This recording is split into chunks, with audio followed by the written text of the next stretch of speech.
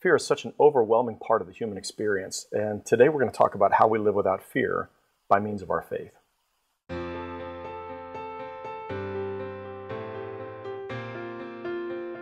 Fear is such a big, looming part of the human condition. We all are people who know fear. We can be afraid of the future, afraid of illness. We can be afraid of retirement. We can be afraid of success and afraid of failure. We can be afraid of rejection, of not being loved, afraid of meaningless lives, afraid of getting sick, growing old, and dying.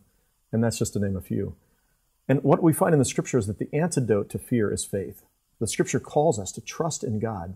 And what's interesting, it doesn't call us to trust in God that nothing bad's ever going to happen. The Bible is a story of God's people walking through really horrible things, and yet God's sustaining them. And so for me, when I think about being afraid, part of what I remember is what the Scriptures promise. We hear these words in, let's say, Joshua 1:9, and these are repeated throughout Scripture, but in Joshua, the Israelites are going into the Promised Land. They're going to face people who are like giants, much larger than they are, well-fortified cities. They're going to face wars and tragedies and battles, and God doesn't say you're not going to face those things. This is what He says, "Be strong and courageous. Do not be frightened or dismayed, for the Lord your God is with you wherever you go."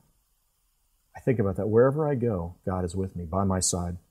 I think about the words written by Isaiah to the exiles in Babylon. And they just watched their city, Jerusalem, destroyed. They were living in a foreign land as slaves. They couldn't see any hope. And God says to them this, "Do not fear, for I am with you. Do not be afraid, for I am your God. I will strengthen you. I will help you. I will uphold you by my victorious right hand." And so we begin to trust in that God walks with us. He sustains us. He's not promising that nothing bad's going to happen. He's promising that no matter what happens, I'm going to help you handle it. I'm going to walk with you through it. And so when Jesus comes, Matthew, drawing on Isaiah, says that His name shall be called Emmanuel, a Hebrew word which means God is with us. That Jesus says He ascends to heaven at the end of His life. He says, "Lo, I am with you always, even to the ends of the age." The psalmist says, "Even though I walk through the valley of the shadow of death, I will fear no evil." Why? "For you are with me. Your rod and your staff, they comfort me."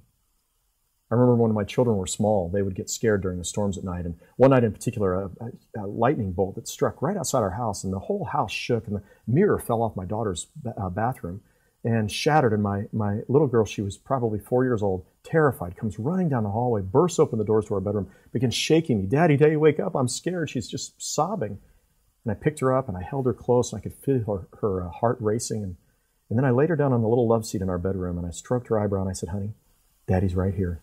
It's okay. Daddy's right here. You're safe. I'm right here." I sang a hymn to her. I prayed with her. She went right to sleep. The storms continued to blow outside, the lightning and the thunderclaps, and yet she slept like a baby because she knew her daddy was by her side. And that, I think, is the promise we have by faith, that God walks with us. We don't have to be afraid.